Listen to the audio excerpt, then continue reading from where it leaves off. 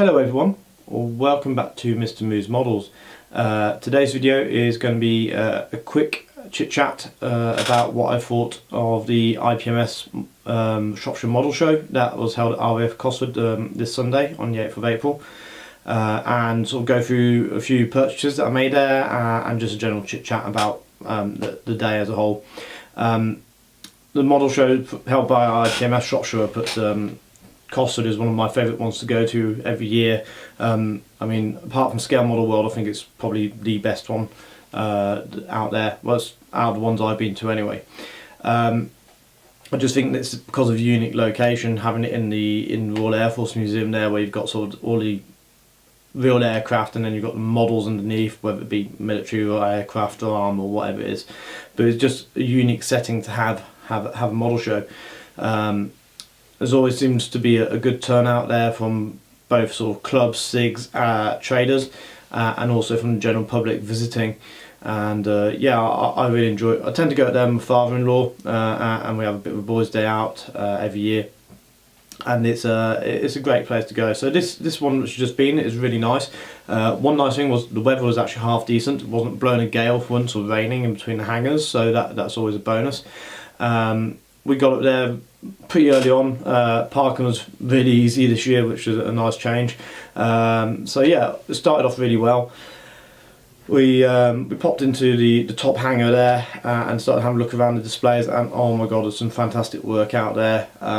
One of the things which jumped out to me was this chap, I didn't get his name, sorry, but he'd scratch built a Russian battlecruiser from the turn of the last century, so 1800s to 1900s. And he scratch built it out of basically junk, as he puts it, and it's an absolutely fantastic ship. I think I've got a photo of it, and I'll do a few little photo slideshows at the end of this video. But he put about, he said it cost him about 15 quid, and it just goes to show that actually, if you put the work in, you don't need aftermarket, you don't need this, that and the other. If you've got the skills and you've got the talent, you can scratch build everything in this hobby. But yeah, that was an absolute standout model for me. Other than that, yeah, on the whole, I mean, there's some fantastic club displays, SIG displays as always, and one thing which I really liked as well was the sort of display that IPMS Shropshire were doing in tribute to one of their members who passed away, and he was doing dioramas, and they're absolutely fantastic work, and the club there are very keen to keep it going, so every single time they go to a show, or every single time they do a show, they're going to roll what he's done through there. So that's great to see. Unfortunately, a gentleman passed away from cancer in 2017, and the club collects money at every single show that it displays models, and they donate it to Macmillan. So it's a great thing that they're doing in his memory, in his tribute to his memory, and also raising money for a very worthy cause, which is Macmillan. So that was great. So I suppose that's sort of like quite a serious note. On a light-hearted note, it is an absolute great show as always. Popped by to the Floyd model stand and PMM stand. I had a nice little quick chat with Matt Ball there. Was tempted to buy things, but I decided to be good and save my money for a little bit later in the year when there's a couple of releases coming out. So didn't spend any money there. I did spend some money on other stands, on other traders and stuff and clubs, and I'll show you what I got later. Whilst we were there at the Floyd model stand, had a lovely chat with Phil and Lindsay, and it was really nice to see Lindsay's first sort of models in the flesh. She's done a Bandai AT-AT, which is available on YouTube to watch, but if you see it in the flesh, oh my god, it's such an amazing model for somebody who's not been doing this for that long. So congratulations to Lindsay there. Fantastic start with her first few models and displaying them for the first time sort of properly, so that's good. Had a nice little chat with Phil about the site, and also about various things that he's planning for the members coming up, so that was nice.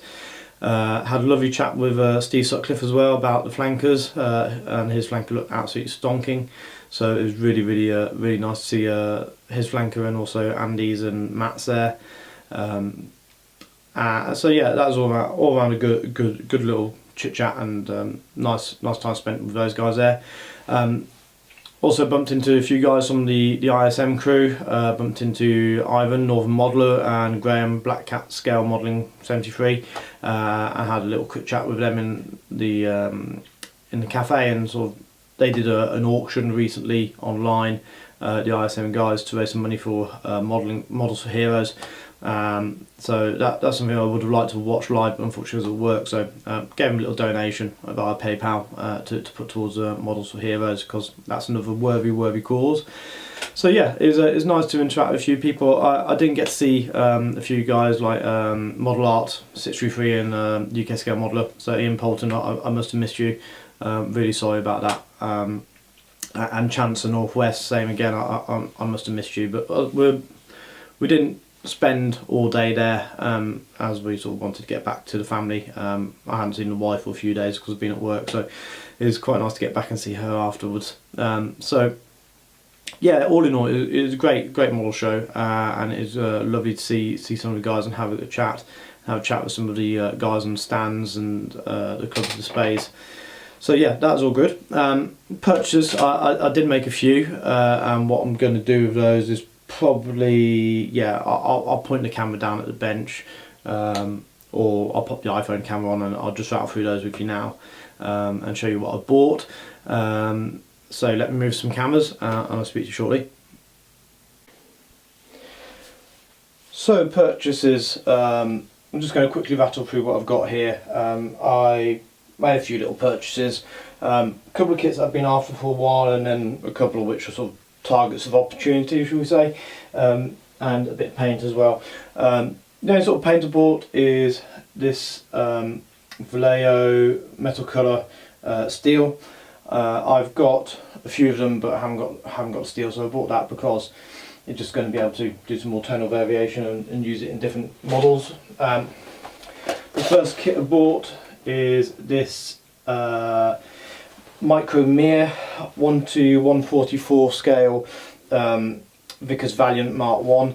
I've got a Vulcan and a Victor in 1:144. I've been wanting this for quite a while to complete the free set of the V-Force. It wasn't cheap, it was £25, but it completes the set, so I'm quite happy with that. The second kit we've got, and this once again is one that I've sort of been after for a while, is this old tool Airfix Harrier Gr7. Now, the actual boxing I was after was the GR5, and I did see one later on, but whilst we're going around a couple of the trades and stuff, I saw this one going for about £7 or something like that. £6.99 was it, or £7.99? £7.99. And basically the main things I want out of here, it's got the Harrier Gr5 nose, and I want that so I can mount it onto a new tool, Airfix Harrier Gr7, and then use some aftermarket decals to make a GR5 for my ongoing sort of Harrier project. So I wanted those for quite a while, and I got a couple of tyre kits just as a target of opportunity, should we say. First one was this 1/72 scale Hobby Boss Rafale B. Now I've got some aftermarket decals for the is it Unified Protector? I can't remember the name of the UN mission, but basically the 2011 Libyan intervention crisis. So on that I've got like decals for Typhoons, Tornadoes, of which I've got some in the stash, F-15s as well, which once again I've got in the stash, and it had markings for Rafale. So the only 1/72 scale Rafale B is this Hobby Boss one, so grabbed that when I saw it, and that cost me £10, so quite happy with that. And the last kit I got, target of opportunity again, was this relatively new release of Revels, which is 1/72 scale Typhoon, another one. This has got the Gina markings. So it's a new release, it's for the RAF Centenary, and this scheme was flown by a Typhoon display aircraft a couple of years ago, and it flew in tandem with Spitfire Mark, I'm going to say Mark 1 or 2, basically in the same sort of colour, the dark green and darker